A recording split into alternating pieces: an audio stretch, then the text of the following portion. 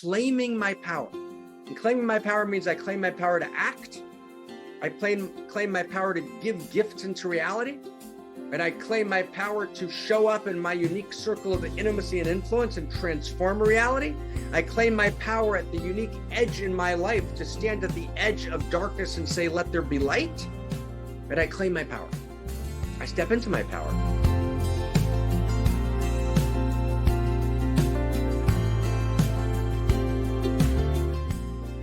Look at the screen, right, for a second. And this is perhaps part of our intention. Look at the screen. We're looking at a screen. There's a screen. Now, we've been told that this screen is somehow non-intimate, right? That intimacy happens in person. But the screen is somehow problematic. The screen has somehow reduced us. Now, that's not entirely wrong. There's something enormously important about the exchange of embodied presence with each other. And we absolutely need to create embodied presence. And imagine if Facebook optimized not for stealing attention, right, to fuel what's called the attention economy, meaning to engage a person for as long as possible. And engagement is a euphemism for addiction. In order to do the most reality mining of your data, in order to sell that data to disinterested third parties, imagine if Facebook actually optimized for getting people involved in embodied meetings in their local communities. Facebook could easily do that. And Facebook is not just a tool, it's not value neutral. Social media, which is essentially AI. Social media is just another word for AI. Social media is an early form of AI, right? I was talking to my partner, Zach Stein, this morning, and we were talking, or last night, and we were talking about how AI itself runs through all of social media. We just call it social media. But of course, in fact, there's a computer that points at you as you're scrolling through TikTok or scrolling through Facebook or scrolling through Instagram that actually integrates instantly through machine intelligence algorithms, AKA AI, everything about you in order to give you the next piece of information or the next image that will keep you for the longest amount of time, which will hijack your attention, not for your interest, not optimized for you, but to actually reality mine data about you, which is more available because you stayed on longer, because your attention was held longer, which then can be sold, increasing, right, the profit of a very, very narrow group of people. But of course, Facebook doesn't have to, or TikTok doesn't have to optimize that way. TikTok could be optimized for creating beautiful embodied online engagement or beautiful embodied in-person engagement. Facebook can optimize for whatever it wants. So technology is not value neutral. Technology is coded with value. So of course, if Facebook optimized for in-person meeting, that'd be fantastic. That'd be beautiful. Right? People would be meeting in person all over the place, and that'd be beautiful. And so there's a great beauty for embodied meeting. An embodied meeting is necessary, and the web absolutely can't replace it. I want to take that as a given. Okay. And part of the revolution is to get out of the screen and into embodied presence with each other, holding each other, hugging each other, right? Hugging each other, right? A hug is the beginning of any real revolution. If we can't hug each other, revolution doesn't work. If we can't touch and feel each other and smell each other, right, and be in the space together, right, and gather around the table together, right, then we can't respond to existential risk. That's all true. And now here's a big and, okay? So that was all part one. Part one, now part two. Who's with me for part two? Anybody in for part two? Let's go for part two because this is crazy important. Right, here's part two, crazy important, okay? And there's a second notion of intimacy which takes place on the web. We can actually be online in front of the screen and be intimate. We don't need to be reduced. We don't need to be merely downgraded human beings controlled by upgraded algorithms. we can actually meet here like we do every week in one mountain in this online church, synagogue, mosque, right? Civic center, Buddhist, Zendo, and we can actually be digitally intimate. We can be intimate with each other. We can be in this screen and just look at the screen in front of you. It's kind of wild, right? So we're told, oh, this screen disintermediates intimacy. Well, yeah, we got that. But now let's look at the screen and let's look at kind of how gorgeous it is. So first off, let's just take a look. First off, we're focused on each other. You feel the kind of absolute focus? We're actually looking right at each other. And we're in the screen together. We're in the space together. And there's another kind of subtle energy that actually lives in the space that's actually real. And we can actually find each other. And we can actually, if we open our heart and we let the values that live, or the value or the Tao of reality, we let it come alive, we can actually find each other on the screen, and we can begin to create participatory communities that are real. Because we're having real conversations, we're committed to real value, and we're actually loving each other. We're actually finding each other, and we're finding each other in sound and in heart and in subtle energy. And we can actually feel each other in our bodies, and we can literally reach in. So see if you can just feel the field, and let's feel all over the world. We're literally coming together around the world, and we're feeling each other, and we're holding each other. And so we're creating this space of digital intimacy. And you can look, by the way, on the website of the Center for Integral Wisdom, and there's an entire section called digital intimacy, right? The need to create intimacy within the structure of the World Wide Web. And it's not to create downgraded human beings, but to actually use this modality to actually upgrade, to actually pay attention, to actually step in, to focus on each other, to bloom each other open with our intention, to look in each other's eyes, to feel each other. So let's just, if you can for a second, let's just feel each other. Just feel each other, just imagine, just feel each other, right? Just link hands, hearts open, right? Around the world, right? We're finding each other.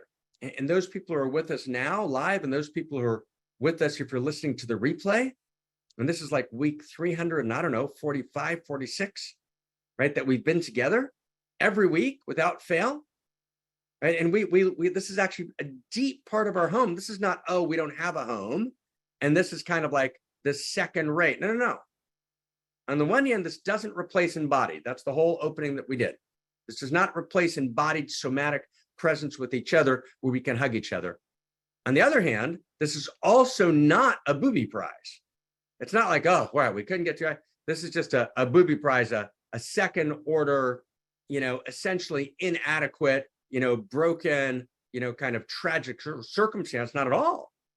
We're in community because this medium allows us to be, but we're going to invest this medium with evolutionary love. We're going to invest it with value. We're going to invest it with digital intimacy. Okay? Does that make sense? Who can feel that? Right? And actually, in the screen, you can actually feel the parameter of the screen. You can feel the unique focus we can have in the screen. You can feel our unique presencing of each other in the screen in a way that actually, in certain ways, doesn't happen in in-person conversation where the attention leaks or it escapes, right? And just look what else can happen. This is really crazy. So just watch. So as we talk to each other here, there's a chat box. Now check this out, my friends. So we can have a chat box, which allows people to both be in the conversation and then also kind of add their yes or add their open heart, right? Or add just, a couple of words so that there's now a second strain of conversation taking place between, hundreds of us around the world. So as, right, I'm talking, right, or whoever is talking, there's this second strain of conversation taking place in the chat box at the same time, okay? Now then, we could, now let's just try this for a second. Let's just do this for 1 second, okay? Let's just bring a bunch of people on. Who's ever brings people on. Let's just bring people on for a second, okay? Just play, focus on the field. Folks, stay in the field. Stay in the field, okay? So let's bring people on. I want to change whoever brings people on. Krista, Christina, Amelon, our holy team. Just forget about our normal order. Let's just bring some people on so we can see other people on the screen. Okay, can we do that?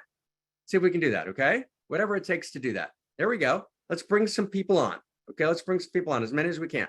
Okay, like let's bring just we're just gonna test it and show it for a second. Okay, let's just feel this. Okay, so there I see Christina Amlon. Okay, where there's a bunch more people, some more people coming on. Okay, there we go. Okay, hi Edwin, good to see you, man. Right, Christiane, great to see you. Yay. Right, Ms. Doc. Right, Luke, good to see you, man. Right, awesome. Who do we got? There's Raquel. Right, Raquel's in Germany. Right, Edwin, where are you? Give me some more people. Bring some more people on. Okay, keep it coming. Keep it coming. Okay, and take a while. That's okay. Right, bring everyone on. Right, we'll just kind of we won't bring everyone. We'll just bring as many as we can. Right, in a minute. All of a sudden, can you do this in an in-person conversation? You can't do this. Right, just notice that. Right, this is not a second best. This is not some right. We actually have to feel, and this is, and I want to, we created this word like in 2014, and I haven't come back to it enough, and it's crazy important. Digital intimacy. This is digital intimacy. We're around the world. We can find each other. We can look at each other. Now, anyone who wants to, just say hi in the chat box. Okay, anyone, just give us like just some expression of like, I am here. Like, I'm here, right? Love, right? Show up. Just give us a little show up in the chat box. Anybody, right? Yo, I'm here. Okay, Luke, great. Renee, right? Stephanie, right? Elena, right? Ujas, right? Myra, right? Coming at you, right? Marriott, right? Erin, right? Edwin, right? Benjamin, right? Amara, right? Like rock it out. Right, look at that chat box. Right? We can feel each other. Now, can you feel that? I can feel it. I can feel it. Can you do that? Just two people sitting in a room with the attentions leaking, escaping? Can't do that. Right? Kim, right? Kirsten, right? Here we are. So there's and we're in this screen, right? We're in this, right? This home, we're in this Cullen, right? It's like, whoa, Rob, yo, right? This is a big deal. Digital intimacy is a big deal, right? And in some sense, I want to kind of, tenderly say, whoa, we have to really focus and pay attention to One Mountain in a big way, okay? Next week, we're going to have a special week with a special guest. And then we're going to have, into July, and then we have August, right? So we're going to have these great couple of months coming up. And then we're going to kind of, when we hit September, we want to go to the next level.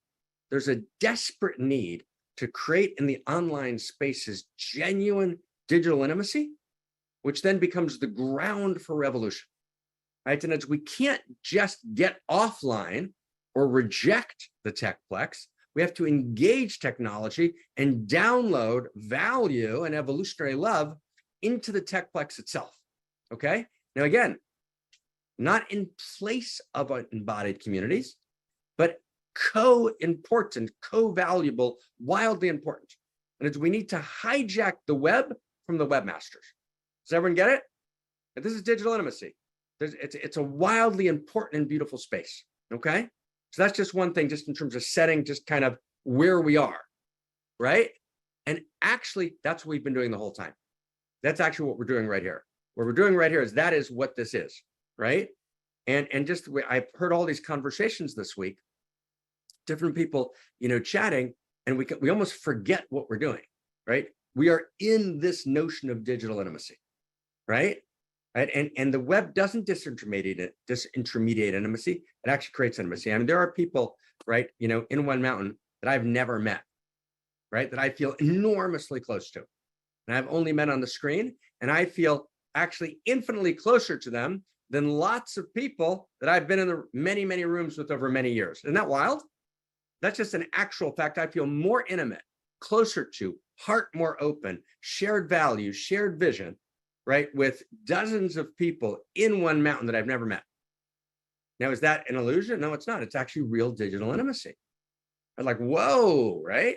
Like, whoa, check that out. So that's one, okay? That's one.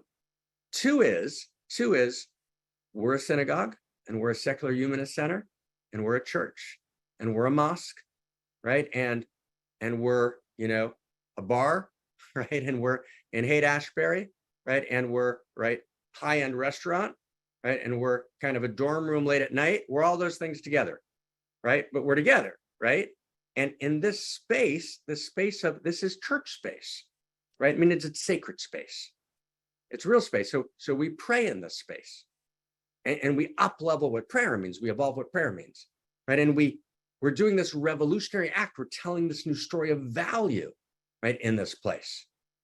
And we're each week articulating a new chapter in that story. And then we write it up, and then we share it, and we get feedback. And we're here together as revolutionaries, writing a new story of value, right? Telling the new story, gathering around the campfire at this moment of metacrisis, at this moment in which we're poised between utopia and dystopia, at this moment in which there's a kind of imminent sense of catastrophic risk and existential risk. Risk to our very existence as human beings. Literally, will there be people on Earth? But equally dire, perhaps more dire, to our very humanity. And so what we need to do is we need to recover what does it mean to be a human being? Right? What does it mean to be a baby-faced divine? What does it mean in the tradition, the lineages? What does it mean to be Metatron? What does it mean to be Metatron? And Metatron is the human being who knows that she's held by the infinite and she participates in the infinite at the same time, right? Right? What does it mean to know that reality is the infinity of intimacy that knows my name? Not as a declaration, right? But an actual lived experience of what reality is. So wow, right? Wow. So I just wanted to set that intention and to kind of remember this crazy matters. And, do you remember, I don't know how many people that I know we're about half European, different countries, and maybe we have, I don't know, a third to half American. So this is for the Americans. You might have learned this in European history, but probably not. There was a captain in the Revolutionary Army. I think his name was John Paul Jones. Could that be John Paul Jones? Who remembers it from kind of American history? And he's, the British want to board his, boat because his boat's sinking. And they say, yield, surrender. And he says, we have not yet begun to fight, right? It's like a great, we have not yet begun to fight, right? We have not yet begun to love. But we have not yet begun to love. We're just getting started, right? We have not yet begun to build a one mountain, many paths, which people can join all over the world and find each other in the field of value and find each other in the field of Eros. We have not yet begun to love. We have not yet begun to unleash the commitment, the ecstasy, the depth, right? The reason, the deep, still voice, right? The reaching yearning, right? The longing, right? The togetherness, the intimate communion. We haven't even yet begun. We've just barely started, right? So who's ready, right? Are we ready, friends? Are we ready to play a larger game? Are we ready? Are we ready? That's what we ask every week. And I come together, I come every week to One Mountain to find my own center. That's why I come, okay? I come to find my own center, right? And the center's this moment, there's a person I study with in Holy of Holies. I won't say his name, but he's a beautiful, beautiful young man. And he's a sports figure, and he's quarterback, happens to be a quarterback. And he described to me very beautifully, right? You kind of step back to pass, right? In football, I don't watch football. And by the way, I have a terrible arm. Zach has a great arm. This throws a perfect football. I'm like devastated that I don't. Okay, but that's a separate problem that needs therapy. Okay, so you step back to pass, right? You step back to pass, right? And he describes how when he steps back to pass, he falls into complete center, and he can see the entire field. And you can feel everyone in the field. And where everyone is, right? That's the experience of being in One Mountain, right? In One Mountain, we feel each other. We're in the field together, right? We see each other, right? We're at play together, right? We realize the simple truth that we're already intimate. We're already wildly connected. We're already wildly together, right? We've not yet begun to love, okay? That's what we're up to here. We're up to a big game. And imagine, friends, just imagine, let's be just kind of wild for a second. Who's up for being wild for a second? Wild for a second. Paul, it's good to see you. Right? Enika, right? Let's be wild for a second. Right? How do you pronounce that name? Crystal, welcome. Great to see you. Stana, welcome. Amara, right? Becca, right? Welcome. David, right? Suzette, Myra, right? Welcome. Lynn, right? Like we're together, friends, right? We haven't yet begun. Imagine, just imagine for a second, right? Melissa, right? Welcome. Right? Imagine, right, that actually One Mountain just explodes.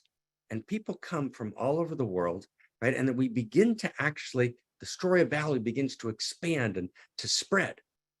right? And we move it into all of our circles, and we take on particular causes, but there's this center, right? What animated the civil rights movement in America, right? Martin Luther King, right? What animated the civil rights movement? The gospel church. The gospel church. It was not NGOs, it wasn't anything else, but the Black gospel church. It was the Black gospel church that animated the entire civil rights movement. So at this moment, we don't need a civil rights movement. We need a human.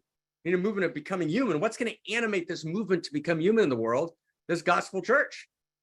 And we don't want to be embarrassed or go, it's not a church, it's just a podcast, right? It's just a podcast, right? No, it's not just a podcast, right? We're in fucking sacred space, right? And we're loving each other, right? And we're in digital intimacy, right? And we're unabashed, and we're proud of it. Divine pride, as the Tibetan Buddhist said, right? Like, hot damn, right? I think that's a biblical quote.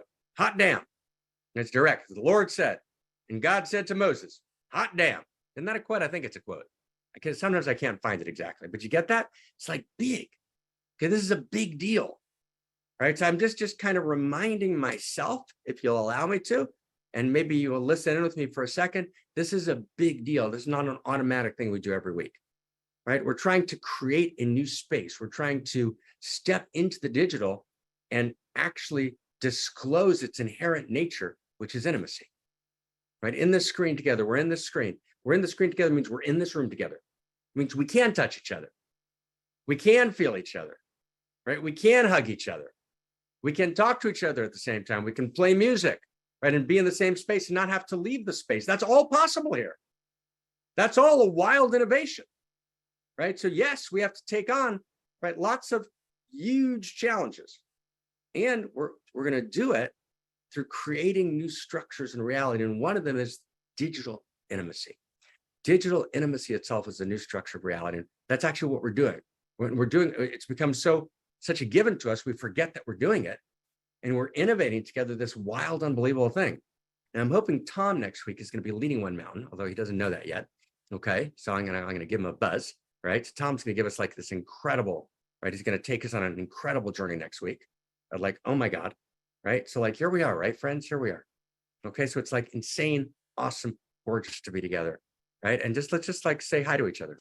Just find someone's eyes, right? Find something. There we are. There we are. Hi, everybody. It's just like gorgeous. Like, here we are, right? Cha, right? Right? Oh my God. Oh my God. Yay. Yay. Okay. So we're going to turn to David, and we're gonna read the code. I said we're gonna pray first, right? You know, it is a church, but I lied, right? Just because that introduction took a little longer than I thought. I apologize, but I wanted to kind of set that. So we're gonna read the code, we're gonna do a piece of Dharma, and then we're gonna pray. Okay, so we just move around the order a little bit. Okay, we had a little One Mountain meeting, and they all voted to move the order, so that's what they told me to do. Okay, right? Okay, so David, resonate our code. Welcome everyone. Good morning, Vietnam. Sabri, good to see you, man. Angel, good to see you. It's good to be alive, right? Shah, take us inside, David. Shah, yes, here is the resonance of the code. While we can look at each other, it's pretty cool to see each other here. So as I resonate, we can feel this reality that Marc's talking about. We're being allured to this intimacy that we've created here online. And there's so many levels of it, right? Many of us have various degrees of intimacy that we can continue to deepen. So here's this code for this week. We live in a time between stories. We live in a time between worlds. We live in a time where we hold the power of ancient gods. We have the power to create worlds of unimaginable goodness, truth, and beauty. And we have the power to end worlds, to end humanity, or to end our humanity. We have no story equal to our power. And that's what we call in CosmoErotic Humanism the second shock of existence. We are here to tell a new story of value rooted in first values and first principles. This new story is a new story in which the cosmic story and the personal story are one. This is a new story of power, a new universe story, a new story of our identity, a new story of desire, and a new story of communion. It is only the articulation of a new story of value that has the capacity to respond to the meta-crisis. But it's even more. The telling of a new story is the inherent natural movement of cosmos itself. Wow. The evolution of story is the evolution of culture and consciousness, which is the evolution of love, which is the evolution of God, the manifest God. And with that, I turn my word back to you, beloved Dr. Marc. Thank you, David. Thank you. Thank you for resonating the code. It's beautiful. Okay, and there's so much we can talk about in that code. So let's pick up one piece, okay? Let's pick up one piece. So let's see if we can do it this way, okay? And, you know, certain things you can do an introduction with a jacket on, but you can't talk Dharma with a jacket on. Everybody knows that. Okay, so let's talk. All right, so we want to do a big piece this week, which is part 2 of last week. If you weren't here, that's totally fine. Right, we'll pick up. Okay, so we're talking about we live right in this world which is challenged by existential risk, and our way to respond to it is to tell a new story of value. And in these weeks, we're talking about this notion of story itself, right? That story itself, and a new story, and particularly a new story of value, is actually the only effective way to respond to the meta crisis, to respond to existential risk. Okay, so I could unpack what that means. We've done that many weeks before, but I won't right now. But let's just say that all of reality arises within a story. All of technology is coded with the values of the story in which it arises. Does everyone get that sentence? So how did we begin today? We talked about the structure of the techplex and the structure of, let's say, AI directed social media applications, which are coded with one value, which is hijack your attention to allow for reality mining, to allow for the creation of personality profiles, which allow for predictive analysis about what your next move is going to be. And those are sold to disinterested third parties. That's actually what governs, right, all of the first wave of AI technologies, which are called social media. That's technology coded with value. So meaning the people making the technology, the data scientists, are living in a certain story. That's why they didn't go work at a university and research data science, because they got a much better win-lose metrics job at Google or wherever it was, right? So it became a win-lose metrics. They took that job, right, and they created technologies which reflected the story within which they lived, okay? So if we want to actually respond to the meta crisis, we realize that everything that happens within the meta crisis is based on billions of human interactions, which are, as Daniel Kahneman said, and Herb Simon, who won the Nobel Prize for this, cited by Alex Pentland in Social Physics, billions of human interactions which are unconscious, habitual, not reflective, but reflexive, right? Automatic, right? Unthinking, right? All those things, right? That's what society's made up of, right? And so if we can change those billions of interactions and have them emerge from a different story, we create a new human and a new humanity. We all live within an inescapable frameworks. Charles Taylor, right? We all live within a story that we generate reality from within that story, and that story is always a story of value. So far, so good, everyone? So we're going to take one piece of the story today, like we do every week, one piece of the story, okay? We talked about last week about the need to be power hungry. Remember that? Who was here last week? Talked about the need to be power hungry. So I want to pick that up. Right? There's actually a moral obligation, an ethical obligation to be power hungry.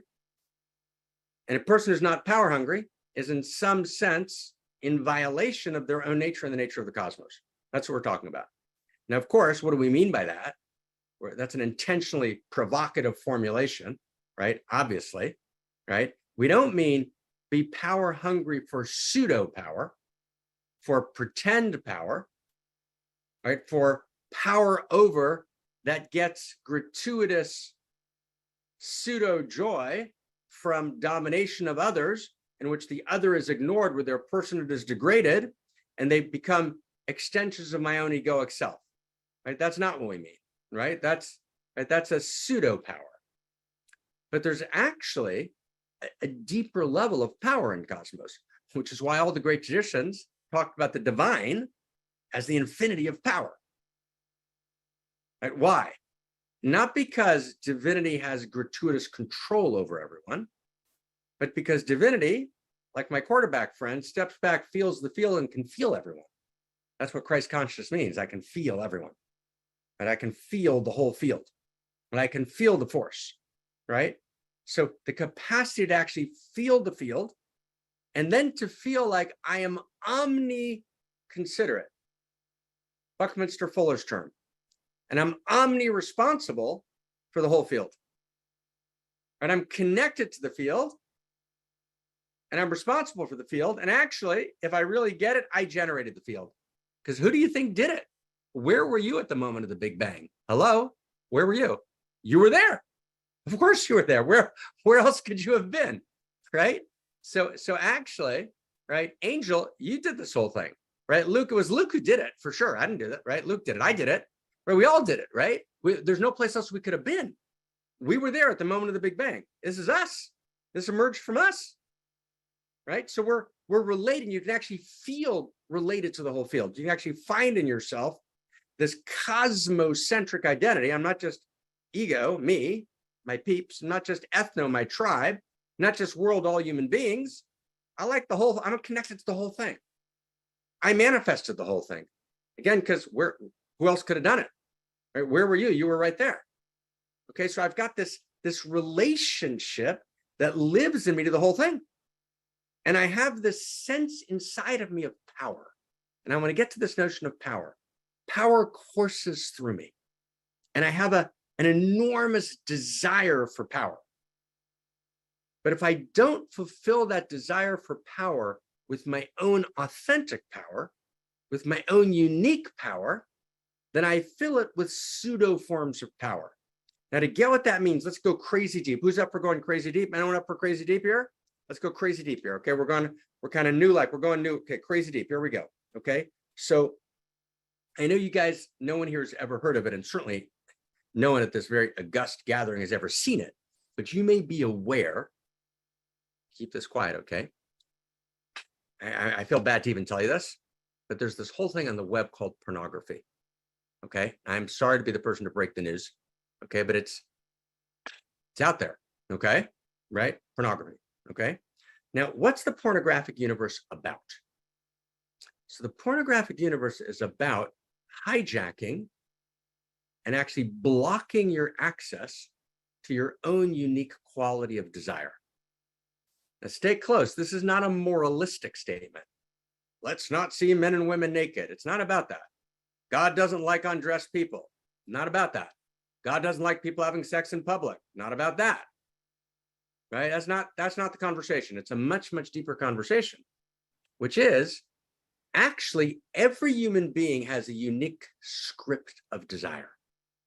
You get that? Right? Meaning your unique script of desire is the way that your desire plays. Right? It's your deepest heart's desire with your deepest body's desire, with your deepest mind's desire merged together, and that's your script of desire. But actually, you have no access to that script of desire because that script of desire gets hijacked in a pornographic universe, which actually blocks your imagination. And you actually need imagination to fantasize, right? And actually, pornography kills imagination. Does everyone get that? It's so subtle and deep, but it's actually beautiful when you get that. In other words, you happened across, some pornographic site that had a boy with red hair or a girl, right, with pigtails. And I mean, obviously, boy and girl above 18. Okay. So woman above 18 with pigtails, boy with, particular kinds of, muscles and a certain kind of hair. Then what happens? All the videos in your feed that start coming up, and by the no one should nod now so that people don't really know what you're nodding at. Okay, so no one nod now. Just all look like you have no idea what he's talking about. I just look like completely like just like a right like that. Okay, good. Now we're doing better. Okay, so all the videos on your feed that come up have women with pigtails and guys with a particular kind of physique. Why? Not because in one moment you chose that, then it chose it again for you, and then right, and then it begins to sculpt what a particular profile of your own sexual desire, which is not your deepest sexual desire. It's not your deepest embodied desire. It's not your deepest heart's desire in your body. It's actually your surface lazy desires, right? And lazy desires have their place in the world, but that's not who you are. You're not blown open out of your mind by your lazy desires. You're actually blown out of your mind by your deepest heart's desire. Your deepest heart's desire requires imagination. Does everyone get that? You've got to imagine, right? And then you begin to access your unique script of desire. And you begin to write that unique script. And the only sexual force in the world that can stand against the pornographic universe is your own unique script of desire. Does everyone get that sentence? It's a very important sentence, right? You know, willpower, all that stuff doesn't work.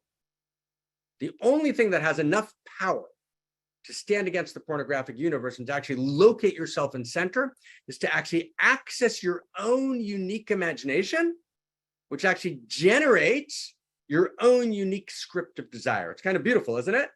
Does everyone see that? Okay, so the pornographic universe actually kills, okay, and we'll go back to our regular screen, the way we do it. The pornographic universe actually kills my actual sexual imagination, my actual script of desire. Now here it gets really crazy, okay? So there are also pornographies of power. And pornographies of power is when I haven't accessed my own unique quality and script of power in my life. My life is a story of desire, and I have a unique story of desire, which plays out in sexuality in a particular way in the world of touch, and of course plays out in art, and plays out in commerce, and plays out in economics, and plays out in human relationship, and plays out in writing, and plays out in study, and plays out in play. It plays out in all of those places.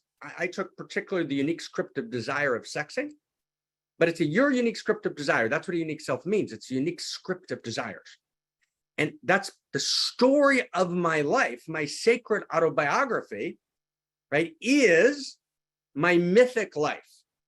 I live a mythic life, but not myth in the sense of not true, myth in the sense of my deepest truth. And my mythic life is, right, is my deepest heart's desires and my most unique and irreducibly me scripts of desire, okay? Now, another plot line, so those are plot lines, excuse me, right, in my sacred autobiography. Those are plot lines in my story. And as we've said before, my story is a chapter in the story of the universe. And the universe needs my story. I'm an irreplaceable chapter in the story of the universe. Now, a second plot line, here it gets crazy. Okay, are we in? Are we in? Are we okay, everybody? Are we in? Now it gets completely crazy. So my story of power is also a plot line in the story of reality at play in me, right? In my sacred autobiography. I have a unique story of power because power is also a quality of cosmos. Again, it's why the divine is called in all the great traditions the infinity of power. Now, as a unique self, not a separate self, not a skin encapsulated ego, not just a true self, I'm part of the field of the one, but a unique self, I'm a unique disclosure of the field of consciousness, right? I have a unique story of power, and my relationship to power is enormously important. And actually, one of the greatest shames we feel in the world is the shame of feeling powerless, okay? There's a shame of finitude where I feel powerless. That's a big topic, but I'm going to just focus just in this very narrow dimension of it now, that actually I have a desire to be powerful. But my desire to be powerful, if I access it in its authenticity, it's going to have a unique and stunning script of power. Just like I have a unique script of desire, I have a unique script of power. And that unique script of power is the unique power in my mythic life. Okay? So I called this many years ago the School of Personal Myth. And in the School of Personal Myth, which is related to my friend Zach, who's working on a metapsychology, and we're trying to bring these things together, and he has a dimension there called ensoulment. So the School of Personal Myth and ensoulment are deeply related. My ensoulment, my personal myth, right, is the realization that I have to, in reading the story of my life, I have to mythologize, not pathologize. You get that? Don't go for, don't reduce it to pathology. find the sacred spark of mythology. Right? What's the great myth of my life? And the great myth of my life is unique. And the great myth of my life, it plays out in an entire set of feelings, laughters, tears, silence, yearnings, longings, right? Great loves, broken hearts, right? Mad gifts. It's the unique poetry of my life. It's the unique music of my life, but not only in and of itself, but in intimate communion and devotion, omni-considered and omni-responsible to larger and larger circles of reality, okay? And to be powerful is to be uniquely powerful in my unique story. To be powerful doesn't mean, okay, I'm gonna run for prime minister. Maybe I should run for prime minister. It's a thought. Maybe I shouldn't, right? But I should be powerful. And powerful means, right, to be in full, embodied, minded, right, heart madly open, living my unique story all the way, crying deeper than anyone can cry, but crying authentically, not tears of resignation, tears of joy, tears of heartbreak, right, tears of longing, but I'm fully in my tears and I offer my tears up for the sake of the all. And when I laugh with all my heart and soul, and the angels start to laugh with me. And reality laughs with me because my laughter holds the paradoxes and nullifies the pomposities, right, and cuts through, right, and touches the very heart of enlightenment itself. When I'm silent, my silences aren't silences of absence, they're silences of presence. When all of reality, right, becomes quiet, right, to feel the sound and the depth that emerges from the silence, right? This is the stuff of my story. It's the poetry of my life. My life lived in relation to my own unique depth, claiming my power. And claiming my power means I claim my power to act. I claim my power to give gifts into reality. And I claim my power to show up in my unique circle of intimacy and influence and transform reality. I claim my power at the unique edge in my life to stand at the edge of darkness and say, let there be light. But I claim my power. I step into my power. And I actually realize that my power is not public power, right? That my power, right, at its very core, right, is the intimate power of me engaged with my life, making the most powerful choices, getting up after I fall, transforming after my heart got split open, turning breakdowns into breakthroughs, and never stop losing my connection to the whole, being omni-considered and omni-responsible for the sake of the whole. Because you know who does that? God does that. That's what God does. God laughs and God cries, and God's lonely and God yearns, right? And God never turns away. She stays utterly connected to the whole, even when she's invisible, and warping and woofing and weaving, right, the invisible lines of connection. She does it not from outside the universe, alienated from. She does it as the love truth and love desire and love intelligence and love beauty that suffuses all of reality. And I'm a unique expression of that love truth. And I'm a unique expression of that love desire. And I'm a unique expression of that love intelligence. And I'm a unique expression of that love beauty. I'm a unique configuration of Eros, and I'm a unique configuration of value. But Eros and value are not separate words. It's one word, capital E, capital V, Eros value. I'm a unique configuration of Eros value. Value is Eros, and Eros is value. And living in that story is my power. So here's the key. Power lives uniquely in my unique story. To the precise extent that I'm living my story, power is available to me. To the precise extent I'm an imposter, speaking with someone else's voice, right, living in their story, I can't access power. And power has many distressing disguises. It doesn't look the same in any person's life. But taking your power is your and my unique risk. And only you know what that actually means. A teacher can help you look towards it. But there are no gurus. We're anti-gurus. Gurus don't exist. In the end, we're each other's guru together. We're in a unique self-symphony, right? And we're all self-responsible. We're all self-authoring. We're all intimately connected to each other, even as we're all captains of our own ship. And so you've got to find your power. Find your power. And you know what your power feels like? It feels fucking powerful, right? It's not weak. It's not insipid. It's alive. It's throbbing. It's pulsing, right? It's tumescent. It's embracing, right? It's driving. It's thrusting. It's complete encircling and enfolding, but it's powerful, right? It pulses in you.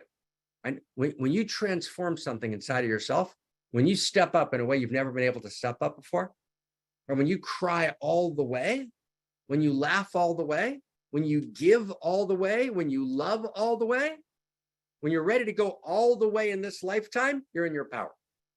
That's power, right? That's power. Power is not an exterior structure of pseudo-eros where you've dominated a bunch of people, right, for your own gain, right? That's actually the old success story. That's rivalrous conflict that governed by win-lose metrics that generates complicated, fragile systems. When you're in your power, you are anti-fragile. Does everyone get that? Incredible sentence, right? When you're in your power, you're anti-fragile. So one of the plot lines of reality is more and more power. It's actually an evolutionary plot line of reality.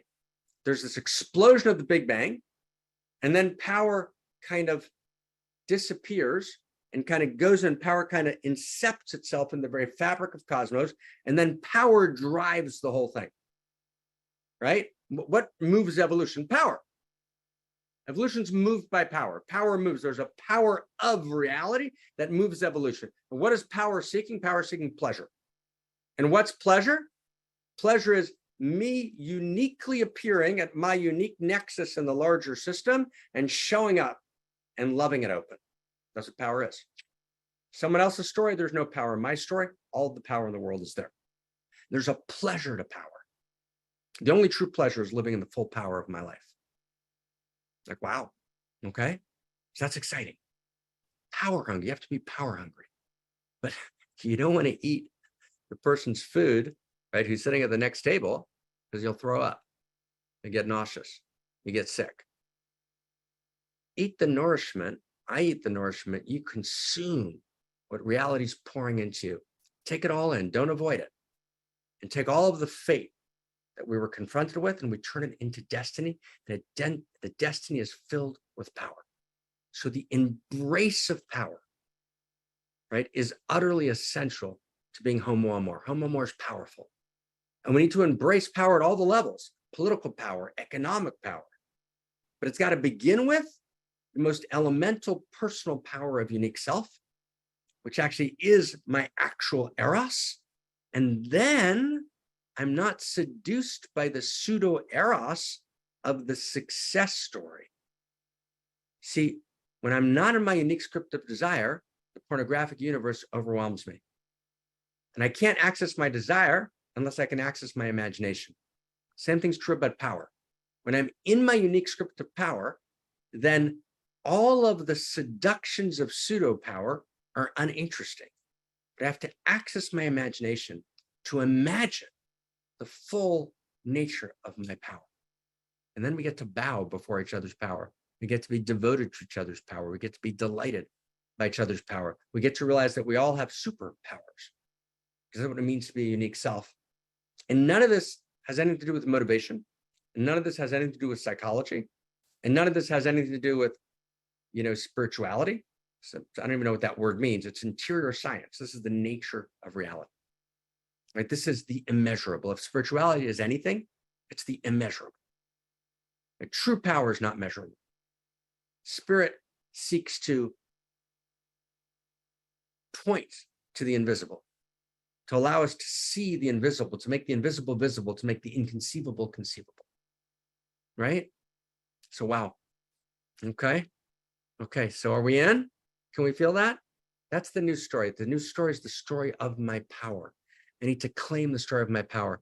And by the way, there's nothing more dangerous than a person who says, oh, no, I have no interest in power. Those are the most dangerous people in the world. They're lying themselves and to you. Their power is split off. And usually that drive for power, right, grabs the steering wheel of their life. Everyone's interested in power, and everyone should be interested in power. Your power. Be power hungry for the power that belongs to you, the infinity of power that is God incarnate in you as you and through you.